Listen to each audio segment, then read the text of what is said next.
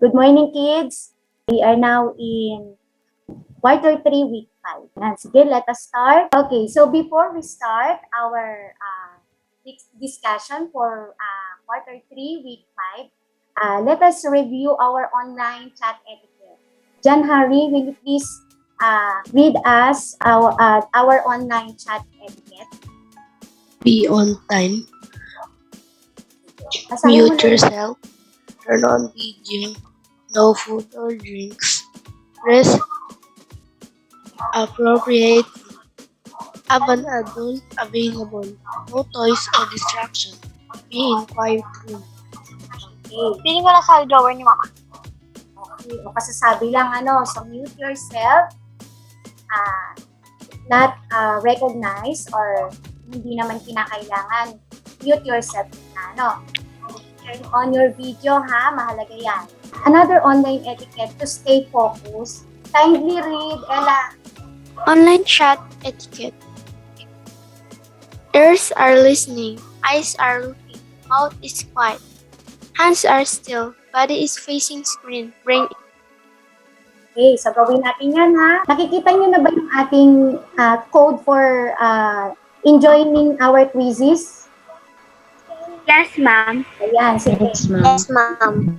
For those who can't join in the quizzes, of course, we're going to use our chat box na lang, Ayan, very good. May 21 ang naka-join. So, ayan, start na tayo, ha? Okay. So, for today's most essential learning competency, so as a learner, you are expected to visualize and describe solid figures. For our pre-test, okay, so choose the letter that names the shape of the given figure. Yan. Write on the chat box the letter of your answer.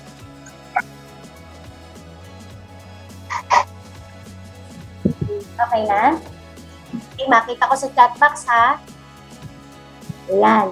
So, ayan, nakapagsagot na sila Shan, sila Althea. Okay. So, kailangan lahat makapag-send. Ayan. So, marami nakapagsagot sa ating chat box.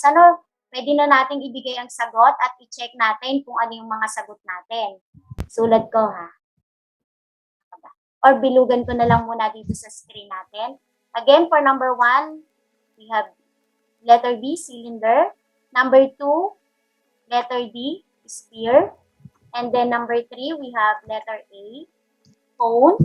Number 4, we have the rectangular prism, letter D. And then for number 5, we have triangular prism, letter C. Okay, pwede natin i-check yung inyong mga sagot, nakailan ba kayo? Sige nga, let me see on the chat box, doon sa mga nakapag-send ng sagot, yung score nyo naman. Type your score on the chat box, kung ilan yung lumabas na tamang sagot ninyo. Okay, proceed na tayo doon sa susunod. Okay? So, for our next slide, so, let me ask you, do you know anyone who is an architect? How about si Erica? Sige, si Erica nag-raise ng hand. Erica, do you know do you know anyone that is an architect? It's a relative po. Sige nga, ang next question ko, is architecture and architect the same? Are different, ma'am. They are different. When in your own words, you can express your answer kung saan kayo mas komportable. Okay lang. Ayan, sige, basahin ko na lang yung nasa chat box muna natin na architecture yung pinag-aaralan at ginagawa ng architect. Ayan. Yung architecture daw yung ginagawa, habang yung, of course, yung architect siya yung gumagawa, no? Pwede yun. Very good yun, Sean. And Clyde, architecture po ay yung plano at itsura ng building. Ang architect naman po ay yung data. Yung nag-iisip po ng plano po. Okay, so yung gumagawa ng plano. Very good. So this time naman, as a review, kasing Mentimeter, may link akong ibibigay and then lagay ko sa chat box natin yung link ng Mentimeter natin, ha? And then, dyan nyo ilalagay yung sagot nyo. Okay, ang question ko ngayon, what are the polygons used by the architects to construct buildings? Ang code natin, 909161. Done na po, ma'am. Yan, nakasagot na kayo? Ano Opo. Sige, share ko na yung screen natin ha, ng mga nagsagot. Ayan, ayan. Okay, sa nakikita nyo, alin yung mas malaking sagot?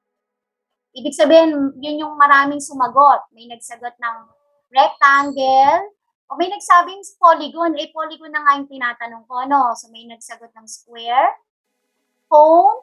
Ang cone ay hindi ito polygon, ha? So, we have an decagon. That is very good. Ang triangular prism is not a polygon. Pentagon is correct. Okay, meron pa bang dadagdag? Sige, sagot pa. Ayan.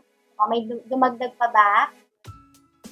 Yan. So, ang mga tamang sagot dito sa nakikita natin, we have rectangle, decagon, triangle, square, and pentagon. So, yun yung mga tinatawag nating polygons that would possibly used by the architects to construct buildings. Yan. Meron pa bang ibang nadagdag?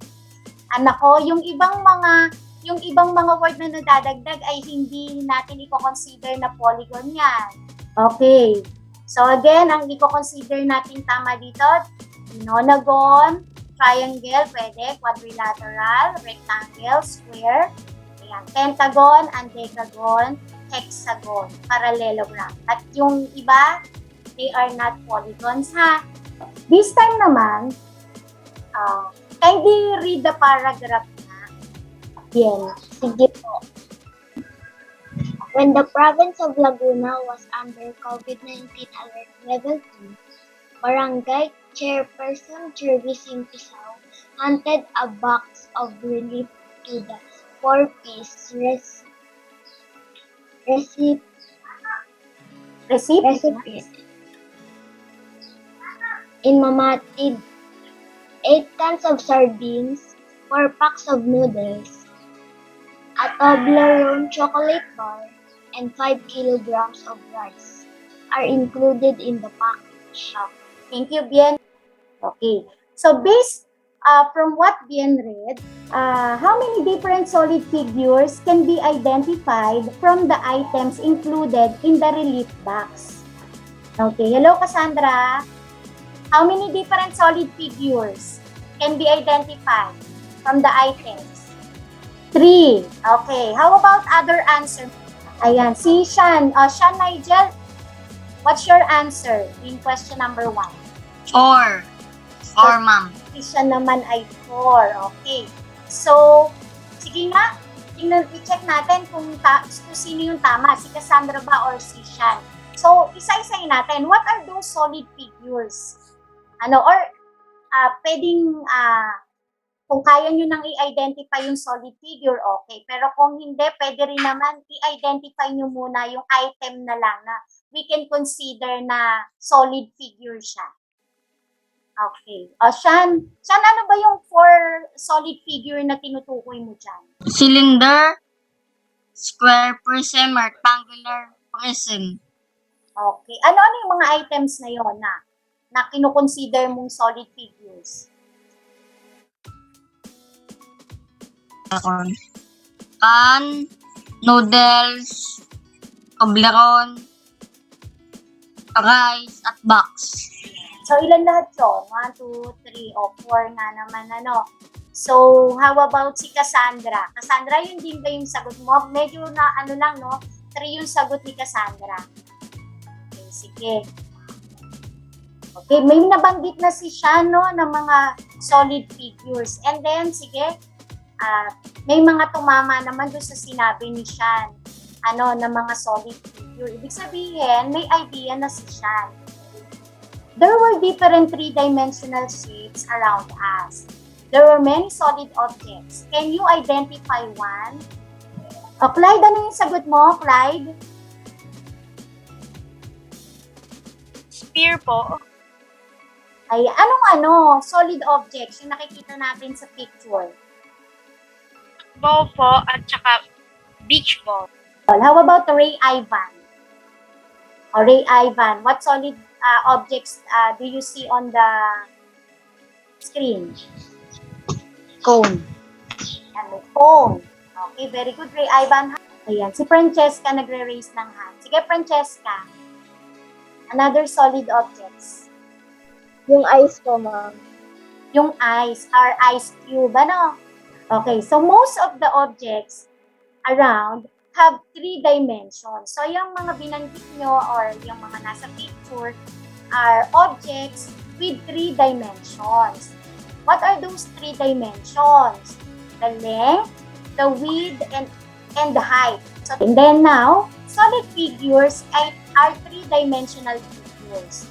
So, when we say 3-dimensional figures, this is also called solid figures. Moreover, they may have faces, edges, and vertices. So, ito naman yung mga parts na kailangan natin ma-identify sa mga solid figures. The faces, edges, and vertices. Ano ba yung tinatawag na faces? Okay. A face is the flat surface of a solid figure. So, ayan, ang face ay flat surface at maaari din itong polygon. So, this time naman, an edge is formed when 2 faces meet. An edge is a straight line segment. Ayan. So, ito yung edge natin. A line segment. Ayan, di ba? So, nag-meet yung dalawang square or dalawang quadrilateral. Yun yung tinatawag nating edge, yung straight line na yan. Malinaw ba? Apa. Sige, balikan na. Kung bibilangin yung edge natin dyan sa figure, ilang edge yan? Ilang edges? How many edges do we have?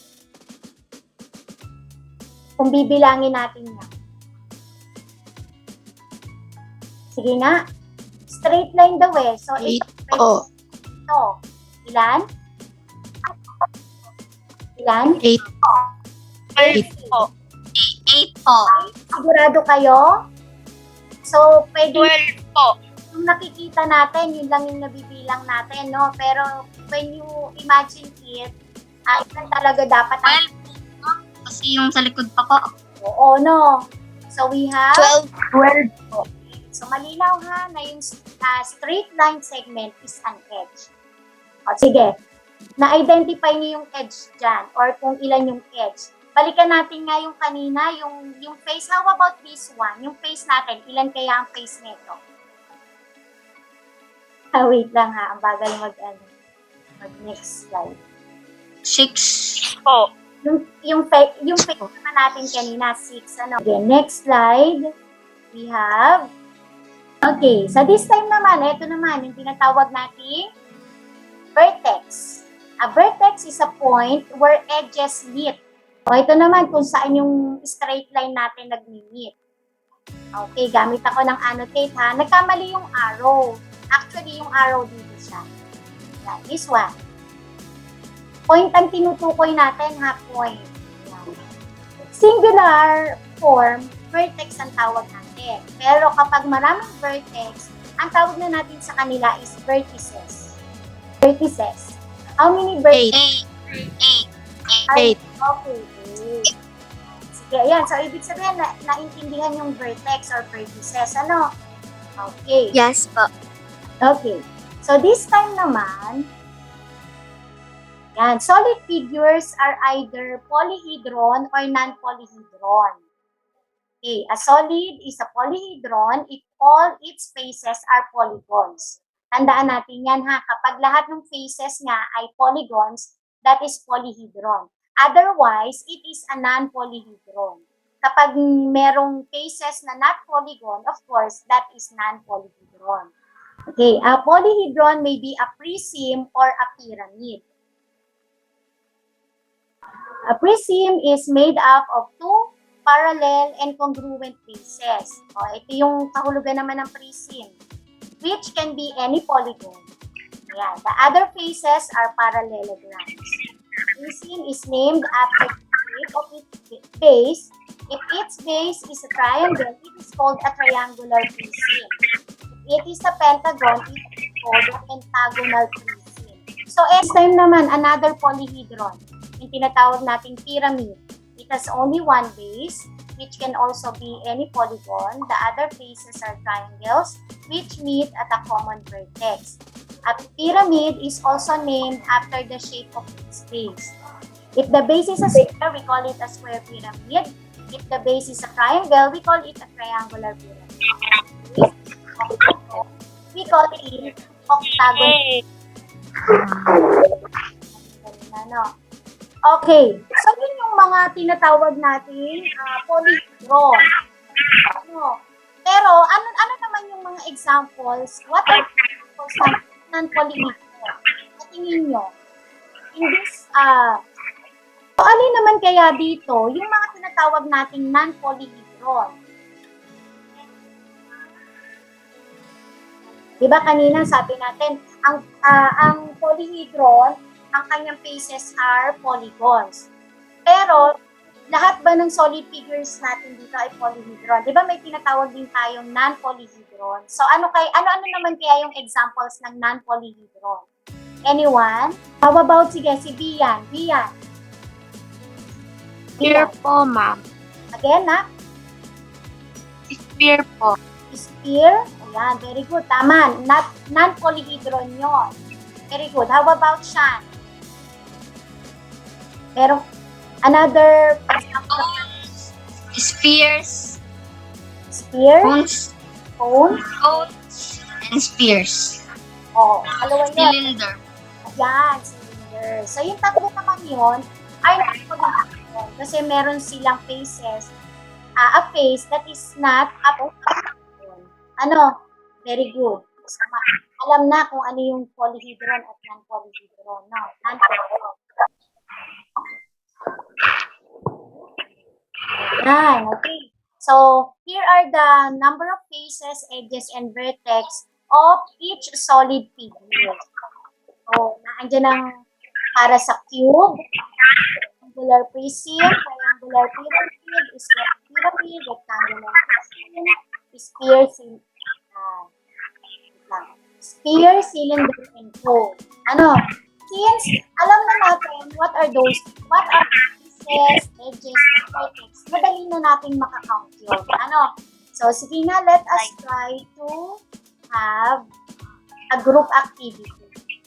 Okay, so we're going to identify the type of solid figure depicted in each of the following Philippine sites and described in terms of faces, edges, and vertex. Very good. May nag-share at may nagsasagot. Okay, be ready to present your work, ha? Pag in-close na ni ma'am yung breakout rooms. Okay?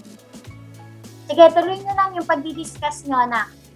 Sige, Sean. Sige, para mabilis tayo. Ikaw na yung maunang mag-share ng screen and then you can discuss the answer of your group. Very good naman si Sean. So, si Sean ay leader of what group? Kita niyo na po, ma'am. Yes, very good naman. Sige, Sean.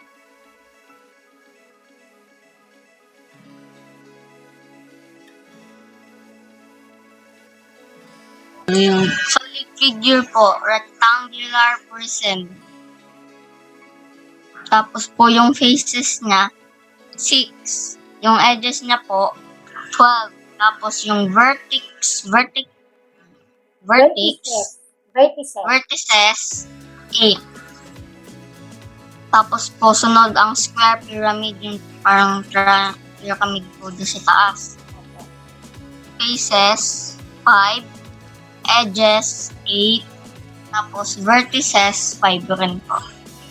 Vertices. Tapos po, yung triangular prism. Yung faces naman po, 5. Tapos edges, 9. Tapos vertices, 6. Okay, very good na. But actually, ayan, tatlo yung nabigay niyang solid figure, no? But actually, pwedeng isa na lang yan. Based on the Philippine site na naka-assign sa inyo, kung ano na lang yung mas, kumbaga, nangingibabaw na solid figure. Ano? And for group 4, okay na sa akin yung square pyramid. Yes, na? Okay, yung Pyramid na po.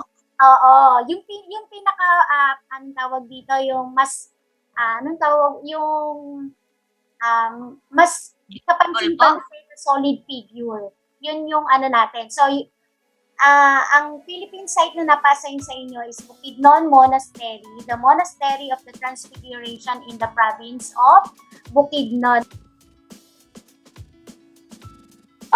Cone po, yung faces po 1, edges 1, and vertices 1 po. Okay, so the 308-meter tall icon tower in Bonifacio Global City. So, ang sagot nyo ay cone. Okay, ang face ay 1, edge 1, vertices is 1. Okay? So, very good. Yeah. Shape, solid figure, cube. Number of faces, 6. Edges, 12. Vertices, 8. Vertices. Okay, 8. So, what Philippine site assigned in your group? Was assigned in your group? Basahin mo naman, nak. Yes ka.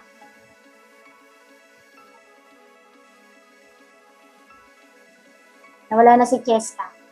So, we have SMC Side City, Cebu Sculpture. So, na-identify nila na it is a cube. Ang faces ay 6, edges is 12, and vertices is 8. Okay. Very good. Yan. Pwede nyo bigyan ng virtual claps yung mga nakapag-present. Okay. So, Solid figures. Spare, faces, 0. Edges, 0. Vertices, 0. okay na. Words fair, Sige na. Continue. Words fair look alike globe in Mall of Asia in Manila, Pasay. Ayan. Very familiar kayo dyan, ano? Okay. So sphere, faces is 0, edges 0, vertices 0. Okay. Very good. Kindly give the group 1 a virtual clap. Sana may nakikita kang virtual clap. Gamitin niyo yung ating reactions, dyan. Reactions hand.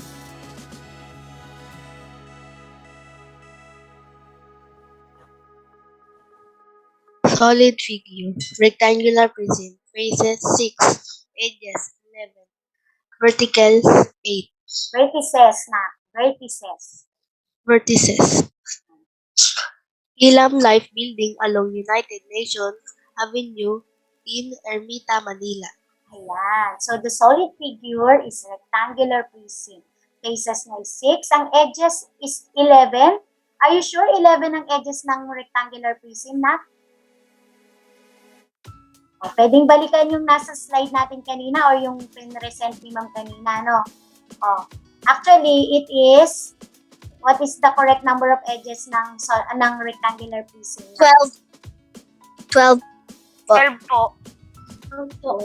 Nakulangan lang ng isa, no? And then, the vertices, ang vertices natin ay, Kunti lang po kasi tumulo. okay lang. Next time, ha? Yung mga hindi nakikiko-operate, i-encourage natin leaders na sila participate even in using chat box. Kung hindi sila makapag-on ng microphone, let us encourage them to use the chat box. Everyone will cooperate. Okay? So, very good. Give yourselves, lahat kayo, give yourselves a thumbs up. Gamitin yung reaction na thumbs up.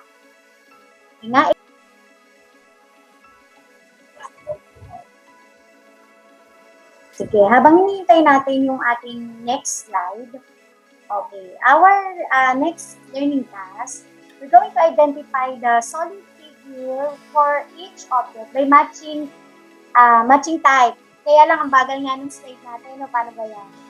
Okay, pwede bang ibahin natin, no? Dahil mabagal yung ating internet connection, I will tell na lang what solid object, and then you're going to give me what kind of solid figure it is, or the shape, what solid figure yung shape niya. Okay lang? Kesa hintayin natin na mag-load yung translate natin na mabagal, no? Okay lang. Paki-click nga yung okay, yung thumbs up button natin kung okay lang. So, pwedeng yung gamitin yung chat box sa pagsagot, ha? Okay, for number 1. Sige, sabihin ko na lang. Again, identify the solid figure for each object. Number 1 is a box of soap. Box of soap. Number 1, lagyan nyo ng number and then your answer. Or pwedeng mag-raise ng hand and then tell me your answer. Napakabagal ng ating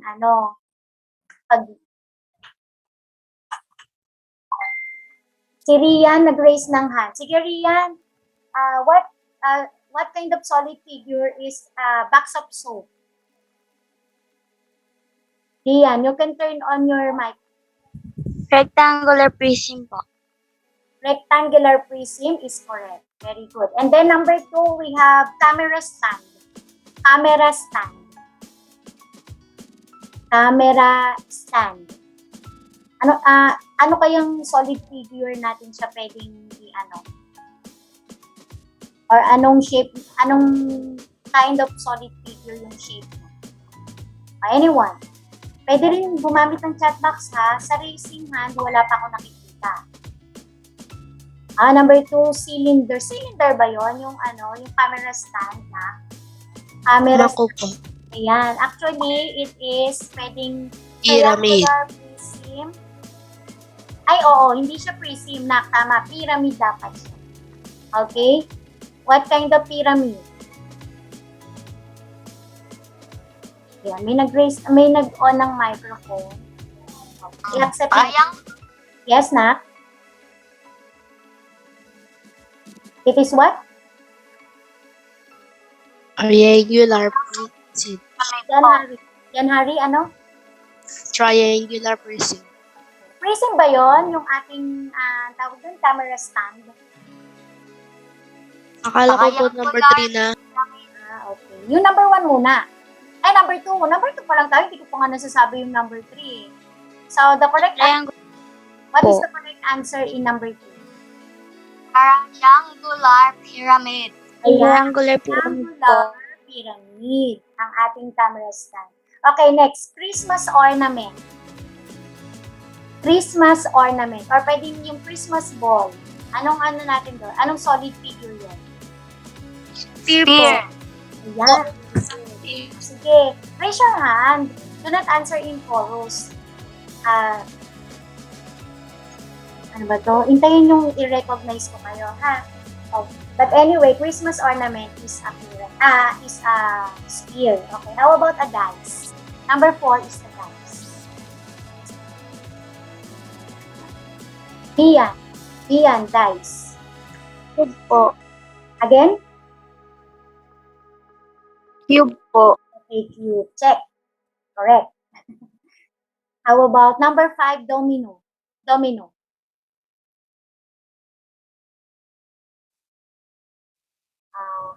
Teka lang, hindi ko na makita yung nagre-raise ng hand. Si Rian. Rian.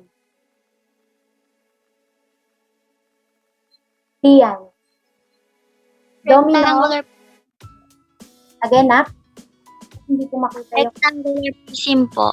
Okay, rectangular prism is correct. And next. Ayan, actually, konti na lang. Ito, gusto ko mag-on kayo ng camera. Kasi, for our learning test number 3, you're going to identify the solid figure. Then, for each figure, you're going to get objects that you have at home. Based on what solid figure is on the screen. So tingnan natin kung kaya nyo, parang yan anong tawag doon sa laro na yun? Wait lang, hindi ko na makita yung aking slide, hindi ko pa... Bring me po. Parang bring me, oo, pwede yun, bring me. Wait lang, natatakpan yung ating, para makapunta tayo din sa susunod na slide. Ayan. So, ito yun. Okay. Okay, very good yan. Sana naka-on ang ang camera. And then, kapag meron na kayong hawak ng object, just raise your hand before you turn on your microphone. Again, you're going to identify the solid figure, then for each figure, get objects that you have at home. Sige, since naka-share na naman lahat ng numbers sa screen, you can choose one na. You can choose, then find something in your home na yan ang shape. And then sabihin nyo sa akin kung anong shape mo. Or in what item number. Pipili lang po ng isang object, ma'am. Oo, para matapos natin yan. Meron na ba kayong hawak? Sige, raise your Ako hand. po, ma'am. Yes, si Nigel. Si Sean may pinapakita. Sige, Sean. Nakikita na. Sean, for what number yan, Sean? Very good. Number Nakikita. 2 po. Number? 2. Okay, what solid figure are you holding? Cube. Ha? Okay, a cube. Very good. And ano namang object yan? Anong tawag din sa object na yan? Do you know?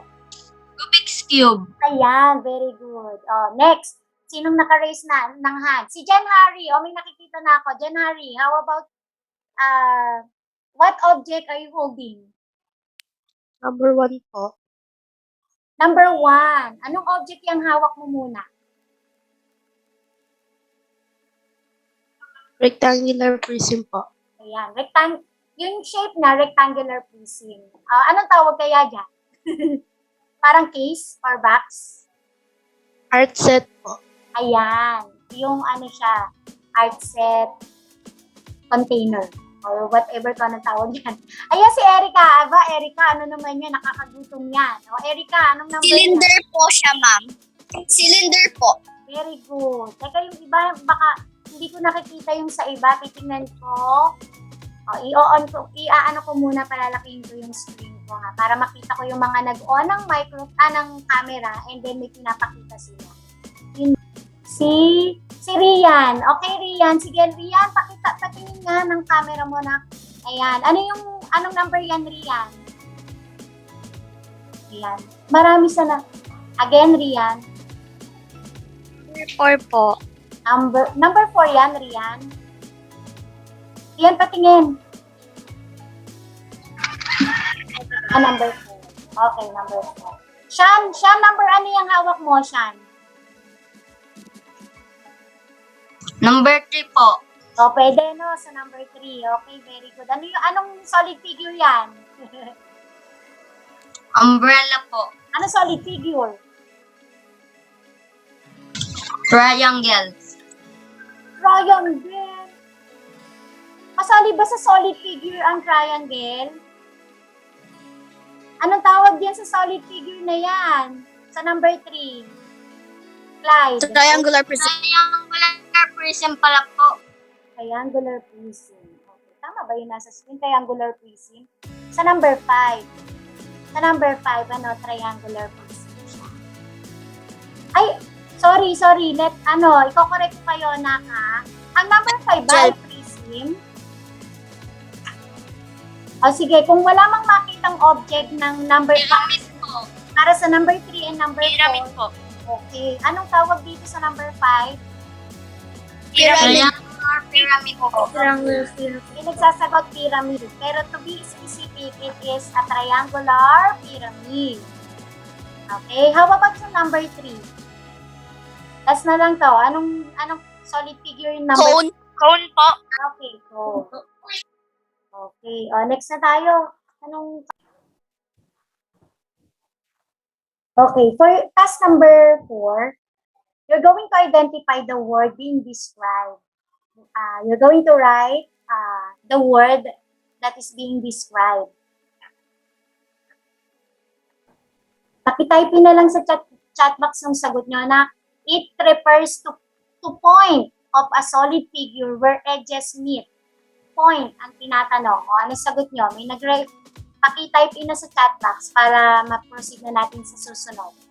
Pwede po kahit mali spelling. Tingnan natin. Ako na mag-check kung tama o mali ang spelling. Bakit pagkakamali ang spelling? Ayan. Vertex ang tawag natin. Vertex kapag singular. And then, kapag plural, vertices. But anyway, may tumama na sa chat box natin, no? Next na natin. Sahin ko na habang this is the flat surface of the solid figure. Wait lang. Ang bagal ng ating slide. This is the flat surface of the solid figure.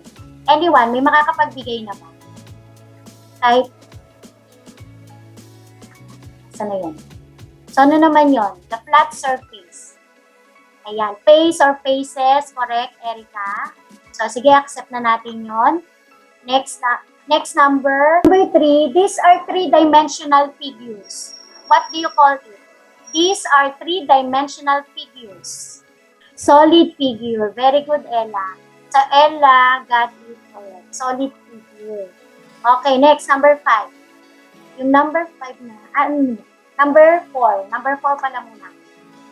Sensya na, medyo mabagal yung slide. So, kaya binabasa ko na lang ng mabilis.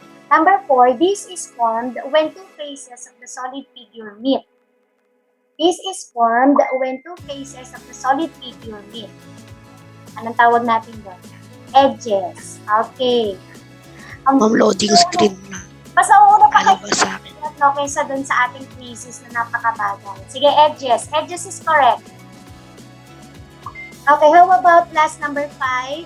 It is a polyhedron with only one vertex. What do you call it? It is a polyhedron with only one vertex.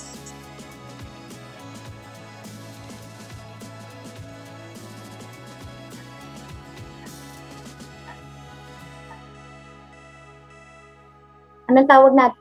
A cone? Remember, ang cone ay non-polyhedron. Ang tinutukoy natin is a polyhedron with only one vertex.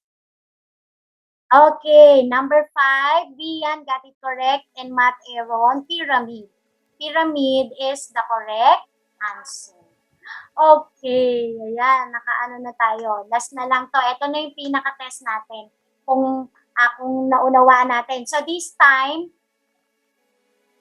wait lang. Ayan, medyo umano yung aking screen. Nag-loading na lang po sa akin. Oo nga, wait lang.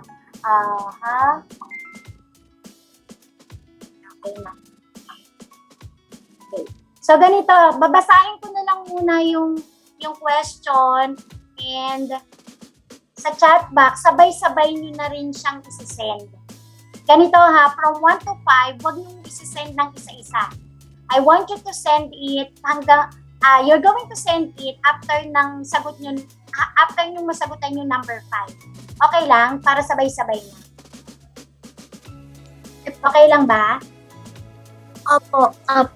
So, for number 1, nag-lost connection pa. Kailangan natin ng connection dito kasi ito na yung final natin, learning task. Dito na malalaman kung you really understand yung ating discussion today. So, kailangan, wait lang. Sabay-sabay nyo nang sasagutan ha, and then isi-send nyo lang siya sa chat box kapag kompleto na yung sagot nyo. Basahin ko ha. Choose letter A. Choose the letter that names the shape of the given figure. So, may nakikita kayong shape. Choose the letter of your answer for 1, 2, and 3. For letter B, identify the word being described. Kailangan lahat magsagot at mag-send dyan. So, ang question doon, it is a three-dimensional figure. Isusulat niyo yung sagot nyo. And then, for letter C, read each item carefully. Give the best answer. So, for question number 5, you're going to describe a cube. How will you describe a cube? Siguro by using by keeping the number of edges, faces, and vertices. So, yun yung tatanggapin kong sagot sa chat box. 1 to 5. Okay na? Pwede nang mag-leave. Okay? Okay po, ma'am. Siguro po, ma'am. Next slide ko na lang naman kasi ay congratulations kung kayo ay makakakuha ng at least 4 to 5 correct answer. And then, of course, makakakuha ng 3 correct answers ay, siguro, you can improve pa sa susunod. And then, yung makakakuha ng score na 0, 1, 2, I will give you a remediation, an intervention activity. Ano? Okay? Sige, pwede nang mag-leave. Yung nakapag-send na ng sagot sa chat box, ha? Iintayin ko yung mga yung mga magsasend pa. And then, kapag nakapag-send na, you may leave now. Bye po, ma'am. Leave quiet para dun sa mga nagsasagot pa. Leave quiet.